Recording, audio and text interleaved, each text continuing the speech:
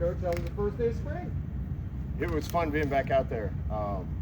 There's a whole new group of guys. I think it really showed how good a job the coaching staff did and the weight staff did at getting these guys ready to go out and practice in spring. For all the new additions we had, there weren't a lot of glaring mistakes and errors, and we certainly had really good effort out there today. That's what I want to see, is effort. Any mistakes that happen with good effort, we can clean that up. That's what coaches are for. But if we have that intensity throughout spring, I think we'll be in good shape. Coach, of all those new guys, a lot of eyes on quarterback Alonzo Barnett. Didn't see him throwing. What's the plan for him during spring? Yeah, we're going to take it slow with him, just kind of out of caution. He's just, dealing with a couple little things, and we don't want to push it. He's been doing an unbelievable job in off-season workouts with the guys and getting himself ready, and he'll be back up and ready to go at some point during spring. But we're gonna kind of ease him into it. Was the plan to, like you said, to ease him? Is he going to see at least a little bit of action in the spring, or are you going to kind of maybe just sideline him throughout the whole spring? No, we'll get reps out of him out of spring. He's obviously taking mental reps right now. A guy that's played as much football as him, we just got to make sure he's good to go come fall, and he's picking everything up so fast that it's not a concern to me at all.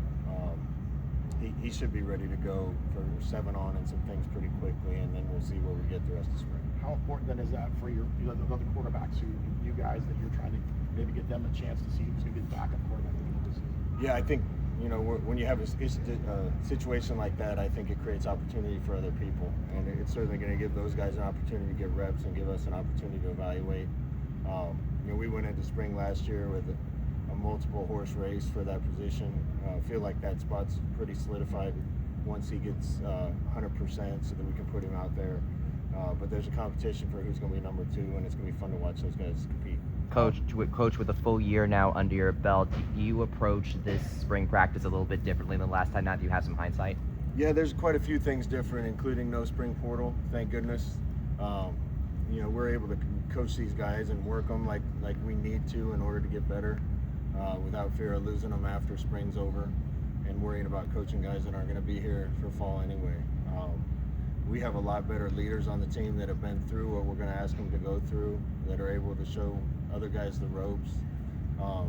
So there's a lot of things different, and we're really going to focus on fundamentals and details this spring, not open up playbooks on either side too much, and just make sure we're good at the simple things. You may not. Your staff, what's the goal you hope to get out of these 50 practices and get out of spring heading into fall?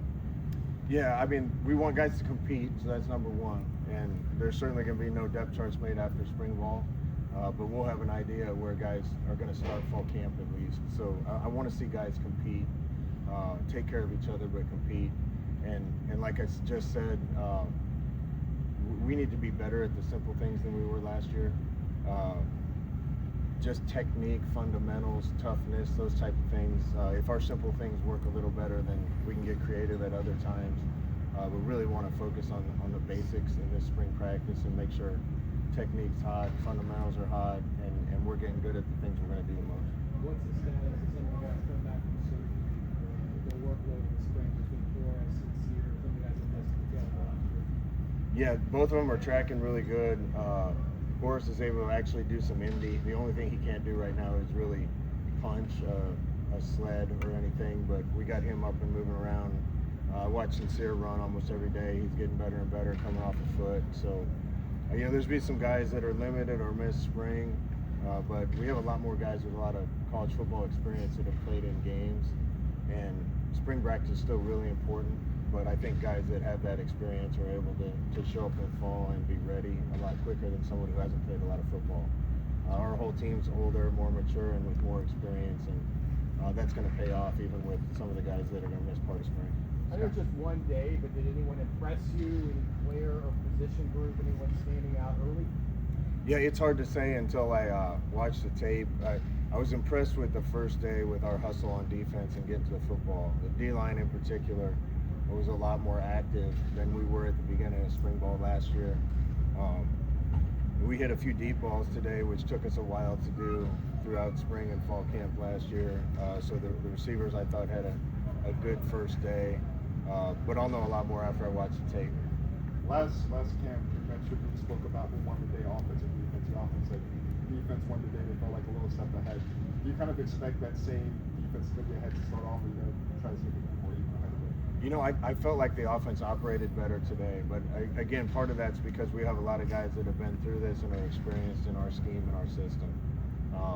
You know, DTs run all the routes that we're asking them to run, so there's never a mistake there. And Caleb Rollerson and Connor Meadows and Cushman, and a lot of these guys have been there, done that. And that limits your catastrophic mistakes. So I thought the offense operated a lot better on the first day than I've seen in a while in spring. Mostly because of the age of our guys and the experience. Coach, back on your quarterbacks, what's your approach with using your freshmen during spring? Is it just wide open for them, the quarterbacks? Yeah, you know, it's hard to come in as an 18-year-old and compete with grown men in college. Quarterbacks even harder, just with the amount that you have to learn. And the danger is always a little bit of paralysis by analysis. You got so much information in your head that you forget to just play football. I thought both young kids, you know, got plenty of reps today and did a pretty good job at times. There's going to be inconsistencies, but that's what you expect. I haven't coached very many freshman quarterbacks that come in and light it up in the first practice, but you like to see the signs and the good plays, and I saw that out of both of them too. Where would you like to see your team? I know from practice 1 to practice 2. Where would you like to see them take the next step? You know, again, I want to watch the tape, but it's always usually just detail. From practice 1 to practice 2. I thought the effort was good. If we have a team where we have to coach enthusiasm and effort, we don't have a very good team, and that took care of itself today, which is awesome. We don't mind coaching detail and mistakes, and we got a group that's very attentive in meetings. They pay attention, they care, and we can fix issues fast with that kind of guy. Coach, you had to make. mentioned last year, you know, some of the players have had an opportunity to be experienced in the system. Last year, you were kind of dropped in. Now you've had that full kind of off season to lead into practice compared to last year. What have you been able to best leverage with that extra time? You know, to answer that question, I think last year we had a new coaching staff too, and that slows down your development a little bit because there's a lot of communication that has to go on in order for all the coaches to be exactly on the same page with every little detail, every call, every technique. For the most part, we got a coaching staff that's been intact with a couple exceptions, but I think offense being farther along has helped me kind of shift my attention a little bit to the other parts of the team and seeing if I can contribute and have ideas in other places.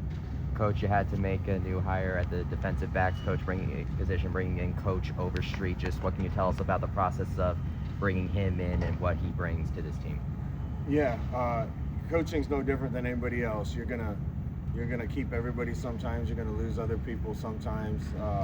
The timing of losing our corners coach wasn't ideal, but it also made our job really appealing because it was the only job available that time of year, and we're lucky to have a guy like DA that was available when he was available. Certainly a guy that's coached at the highest level and has a ton of experience. It's obvious to me how much energy he's going to bring, not just to the corners, but to the rest of the group. And excited to have him be a part of our group, and I look forward to getting to know him better. How have you seen your new O-line coach integrate within the coaching staff and connect with the players so far? Yeah, AJ's been awesome. You know, we had a big hole there after week 3 last year. You know, we got AJ in here, and he comes from a background that I really wanted to involve with the team. AJ and I have a lot of mutual friends in coaching, and day 2 when he was here, it felt like he'd been here for a year. He just fits in that well. So he's going to ask those guys to play hard and be aggressive, and that's what we need in our run game. What have you seen from the offensive line? I know you brought in some transfers. I know you returned a guy like Bryson Turner, just kind of early going. What have you seen from that group? Again, I got to watch one tape before I answer that too much, but really impressed with our athleticism.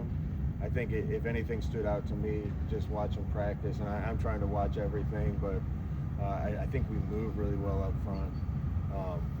We got to get through spring ball as a coaching staff and find out what we're going to be the best at and what we need to focus on to give ourselves the best chance. But after one practice, I'd say anything that we're going to ask our offensive linemen to do where they have to move and run, we're going to have a good chance at it because of the athletic ability up there.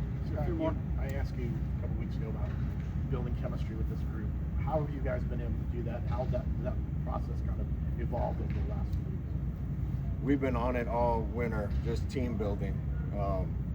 We have guys get up in front of the group and introduce themselves and do something for the team, just so everybody's introducing themselves to the team. We got them split up in small groups that they're going to stay in until the end of fall camp, and have a ton of competitions between those groups, so they develop some bonds across position groups and units. We're coming together all the time. Coaches are having guys over to eat. You have to fast track that so much with so many new guys every year, and I really like the character of this team, the individuals on this team, and you want a team without any selfishness. It's all about the guy to my right and the guy to my left, and this group has the potential to get a lot better because of the character of the individual.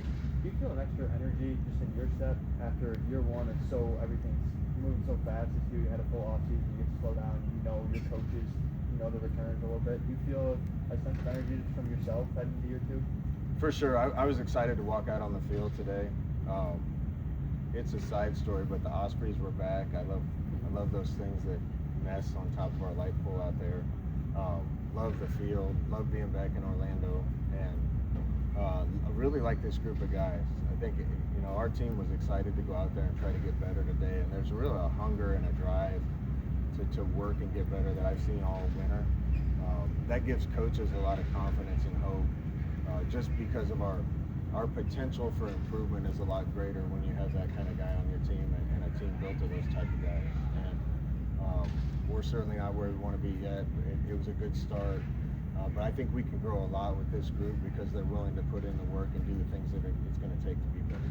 Coach, there might not be a spring portal window, but you did bring in a new player with Kyle Burke yesterday. Considering with the addition of that, could we see more late transfer portal additions like that? How does recruiting the transfer portal work at this stage? That's a complicated question. In my experience, you always want to have a scholarship or two in your back pocket, and we kind of finished out the transfer portal with that in mind. Post-transfer portal, there's been a lot of talk about the penalties that'll occur if somebody tries to steal somebody off another team, and that's probably going to make it less likely that there's a lot of talent available post-spring ball. We felt like we could use a couple more big bodies that could potentially help on special teams and also be good at their position, and tight end was one of the spots we felt like we'd use another piece, and we actually brought him in the winter, and if it works out, I'm excited to have him join us after spring ball's over. Coach, I know you spoke about the limited availability of Alonzo Barnett, but kind of how much of it is it a relief compared to last year when you had a three-way quarterback competition? So now you're going to have your guy build that continuity and spring build around him to get ready for the season. Yeah, I mean, it's always good when you know who the leader is, you know where your eyes are supposed to go, and who the one talking that you need to listen to. And I think that's where we're going to be as soon as he's out there going. The guys all know it. We just got to get him there. You lose a little with timing and just the feel for the game and playing with someone when you're not getting reps, but we have plenty of time to make that up. So we're going to be smart with him and make sure that we get him out there when he's completely ready to go, and try to get the work in that we need to be on time. All right, thanks everyone. Coach. Thanks, Coach. Yep.